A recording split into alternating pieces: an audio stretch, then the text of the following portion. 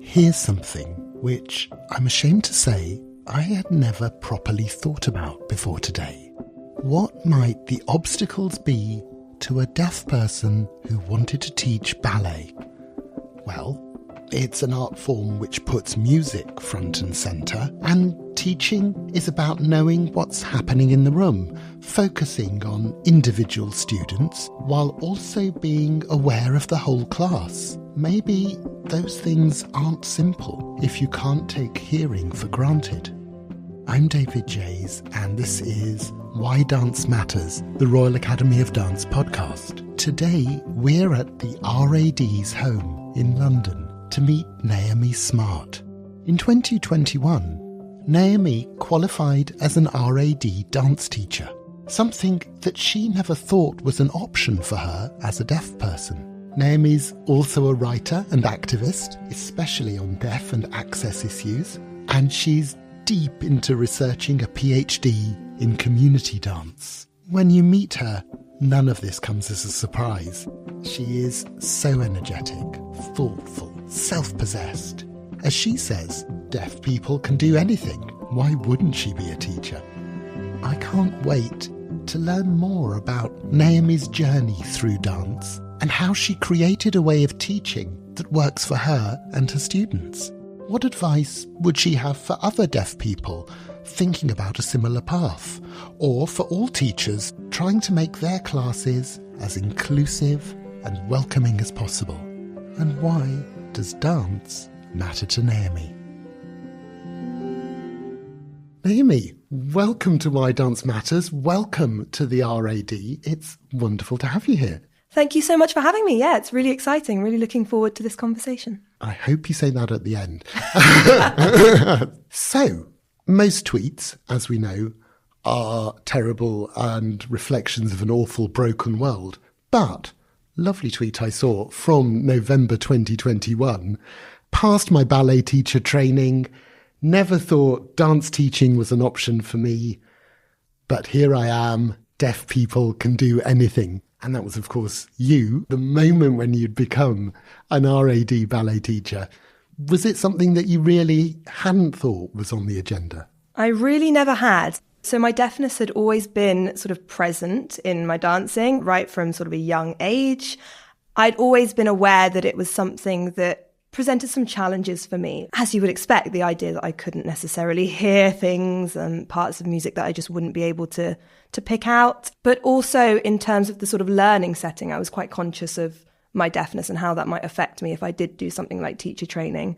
And yeah, it was actually a friend that suggested to me that I take it up and have a go. I already taught bits of modern, so I was already sort of teaching a bit. And yeah, then a friend said to me, I think you could probably do your ballet teacher training if you wanted to. And I thought, why not? Well, why not indeed? That's really exciting. Just to scroll back a tiny bit, you're, I think, since birth have been deaf on your right side. Yeah, exactly right. So I guess from pretty much your earliest years, you've been thinking about how to navigate the world, how to find a comfortable path through things. Is that second nature, really? Yeah, I think it permeates sort of every aspect of my life. There's sort of no real element of my life where it's not present. So yeah, it's something that I've really learned to navigate through and live with and find my own way of doing things that works for me. And has dance always been part of that journey as well? So I didn't start dancing until a bit later than some people. I started when I was about 10. So yeah, a bit later than some of the traditional kind of, 2-year-olds and things like that. And I think dance for me, it's always been, I don't want to say an issue, that's a bit of a bold word, but it's always been present for me, my deafness. So there's things that I've sort of done to navigate that, like I always make sure I stand at the front of the class, for example. So if I'm way at the back, I won't hear anything. I always have to let teachers know that I'm deaf so that I can't hear corrections when they're being sort of shouted in the middle of an exercise, things like that. So there are ways that I've sort of navigated it, but it's certainly present. And was ballet the first classes? Was that traditional route, or did that come later? Yeah, it was ballet. I sort of started everything at once. I sort of took the plunge. So I did ballet, modern, tap, jazz, all of that at once. And actually for a long time, I don't think I quite liked ballet as much as I do now. I think it took me a bit longer to sort of learn some of the technique fundamentals in ballet that I just found when I was younger really quite difficult to get my head around. But once I sort of understood that, I was really flying with it. I loved it. Absolutely could not get me out of the ballet class. I guess it is quite a familiar story, that idea that you have to get past the early technique before it can become really properly fun. Yeah, absolutely. And I was very fortunate that I was sort of chucked into a class with some really brilliant dancers, and some of the people around me had been dancing for years at that point. They were doing all sorts of like extracurricular ballet as well. Really fabulous dancers, still really brilliant dancers now. But myself at the time, having absolutely no experience, hearing all these French words, not knowing what was going on. I was just sort of doing a lot of visually copying. And I think, the deafness comes into play there as well, because I'm hearing all these words that I don't know, and also that I sometimes can't hear. A lot of visual learning happened in those sort of early years. And were your teachers from the beginning able to make it an inclusive setting for you? I've had a bit of a mixed bag at the beginning. So I think as a child, I don't think I totally understood what would help me the most. So I wasn't as easily able to advocate for myself in these classes. I had some teachers who were really great and very conscious of it and sort of took that into their own hands, would go away and come back and think about what can I do to make this better for Naomi. And others who sort of maybe just treated me the same as every other member of the class. And that is fine in itself, but I think I did need some extra thinking behind it. And all my teachers since, and now even, have been really fantastic. And it's a big ask for a 10-year-old to have to suggest the conditions that are going to make things easier for them.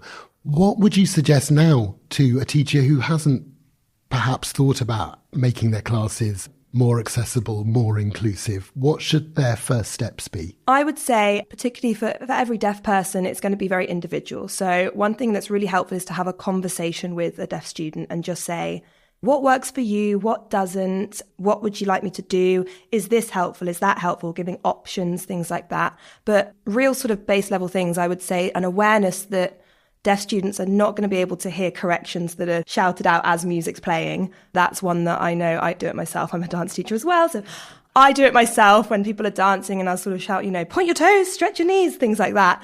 But as a student, I know that I don't hear those. So it's about maybe making time afterwards to go and speak to your deaf students and say, okay, really good. These are some things that I would pick out. And just, making time and space for those conversations with students that are deaf. And is there a different relationship with music? Are there particular kinds of music that will be much easier to key into than others? Yeah, absolutely. So from quite early on, I learned that I really rely on counts. I'm always that person that's at the front of the class and, what's the count for this? What count do we do this? Other people I think are a bit more able to say, you can hear it in the music or I can feel it. That doesn't work for me very well.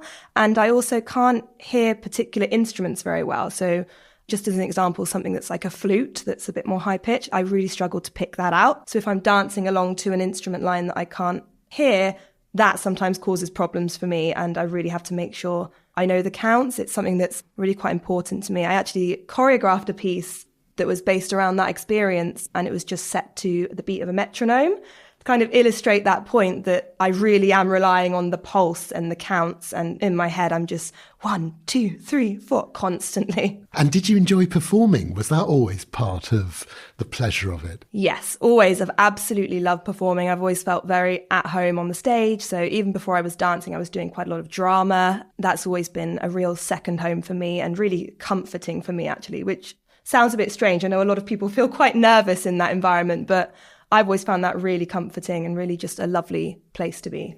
I guess it's also a position in which you can take charge of your own environment. You're there on the stage. It's up to you. In a way, there is a comfort in that, isn't there? Yeah, absolutely. And teaching, it sounds, was also quite early in the mix of things you were interested in and engaged in. Yeah, so again, it's a bit of a tale of oldest time, but I started assisting one of my teachers when I was about 17 probably, and I really enjoyed it. I mean, I was not really doing much at that age. I was sort of just present in the room. But then as I sort of went to university, I thought this could be something I could do some assisting, pick up some extra money initially was the idea. And I just absolutely fell in love with teaching. I really love it. What's the joy of that for you? I really love watching students progress. I love when they come in and they say, I can't do this and this is really difficult. And I say, you will be able to. That's why we come to class, we practice. And then just a few weeks later, they'll have it and they'll really get something in a way that they haven't before. And just that absolute joy in their face and the sparkle in their eyes when they're like, oh my goodness, I can do this now. This is amazing. It's just magical to watch. And to see that happen in front of your eyes as well is quite exciting, isn't it? It's amazing. It's absolutely amazing. It's the best feeling ever to know that a student suddenly clicked something and it's done. They've got it in their head. It's amazing. Has dance done that for you, do you think, in terms of developing and growing and changing the way in which you take up space in the world? I think it's definitely been a really good sort of means of getting messages across for me. For example, things like choreographing pieces to do with my deafness.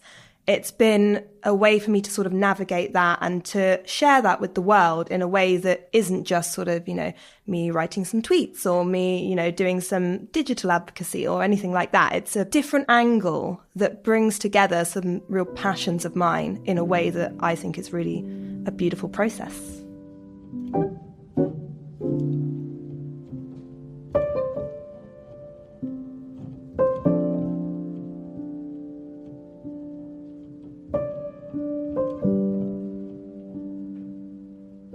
And when you were training to become a ballet teacher here at the RAD, was that experience what you expected? Were there conversations to be had to make sure that you were going to get the most out of that experience? I was in a position then as an adult to then sort of have conversations with teachers and to say, I am deaf and this is what that looks like in an education setting. I'd already been to university at that point and done my undergrad, so I was already sort of aware of what that would look like in that kind of higher education setting. And again, the RAD are really brilliant with my deafness and have really been great at listening and taking on board things and understanding what that looked like for me as an individual. And what did that training give you in terms of becoming the best teacher you could be? Because you've clearly done quite a lot already. How did that shape you? One thing that I think was really good is that it just sort of really smoothed all the edges. So anything that I was a bit sort of, I'm not totally sure about that. So things like I did a great module that was all about sort of lifespan development and the way that children develop as they age. And that was really fascinating for me. That was probably the most interesting module I did for me, just to know at this age they start playing together, or this age they start to be able to share. And it really informed my own dance practice and the sort of methods that I could bring into the classroom at different levels and what I could expect from different age groups developmentally. And what age groups do you teach? Is it the whole waterfront? The whole range. So right from really tiny 2-year-olds right through to sort of 17, 18. And we don't pick favourites, but what is your favourite age to teach? That's such a difficult question, and I get asked that so often, and it changes so frequently. I will go through a process where I think, I really love teaching my baby ballerinas, and they're fantastic, and they're my favourites. And then just the next month, I'll be thinking, but I'm really enjoying teaching these really old intermediate girls. They're really great because I'm having conversations that are really technical with them and they're understanding. So it flip-flops from month to month, but I absolutely love all of them. I don't think I could pick one favourite.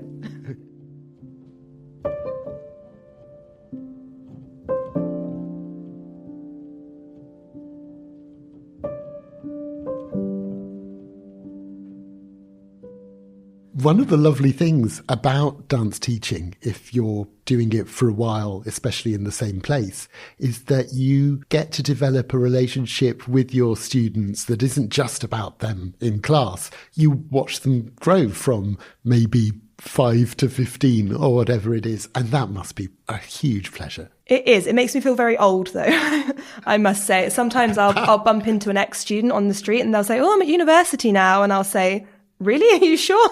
I can't be that old, surely. But it is really lovely to watch children develop and grow into dancers that have got so much ability and potential.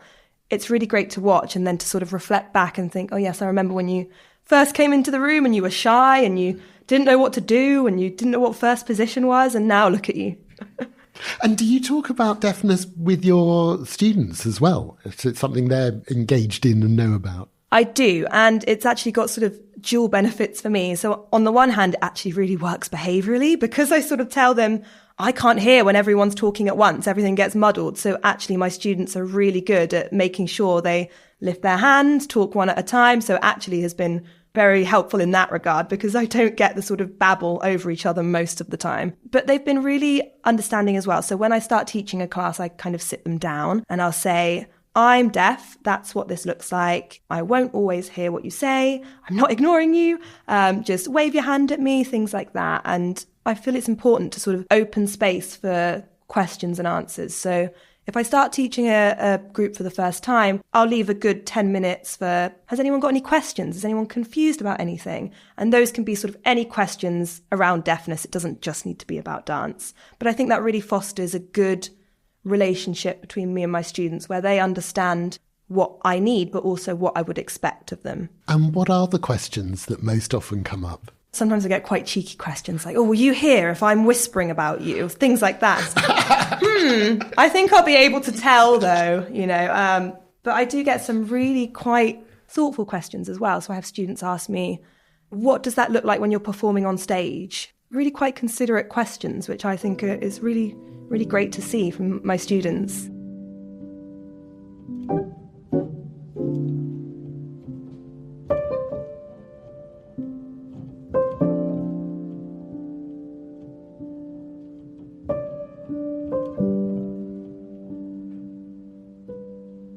And Naomi, you are multifaceted. You are doing a PhD, you're an activist, you're a writer, especially on disability and deaf issues.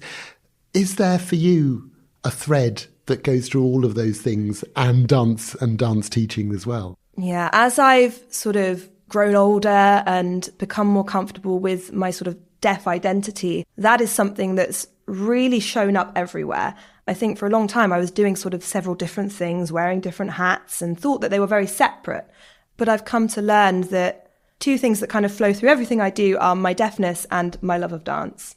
My PhD is looking at dance groups, voluntary dance groups. So even there, the dance is showing up. And what is it about that that's interesting you? So I'm really fascinated by community dance. That's something I think is really important. And I've got so much time for community dance. I think it's fascinating. So what I look at is voluntary groups where there's no sort of set hierarchy. So whereas in a professional company, we might see, ranks, we have principals, soloists, things like that. Or other companies, we might have pay grades that differentiate people, for example. We don't have that in voluntary spaces. It's a very open, sort of democratic space. And I'm really interested in looking at how people work together in that setting to produce a finished product. It's really, I find it really fascinating anyway. And are you still dancing as well? I am. I dance with an amateur ballet company called Chelsea Ballet, which is really great. And what are you doing at the moment? At the moment... What's the next show? So we have a show every winter time. At the moment, we're working on several pieces that are choreographed by several members within the company, which is fantastic. I've been lucky enough to choreograph one myself this year. That's what we're working on at the moment. And anyone listening to this, especially someone who is deaf or has a disability and might be wondering about taking that private passion like dance and extending it into a career, sharing it with more of a public, what would you say to them? I would say absolutely do it. I think it's very easy to sort of hang back on the what ifs and say, oh, what if this doesn't work or that doesn't work? I would say for me personally, at least, one thing that's really helped me in this career is being loud about my deafness and making sure that people know about it. And it hasn't caused any problems for me yet, which is fantastic.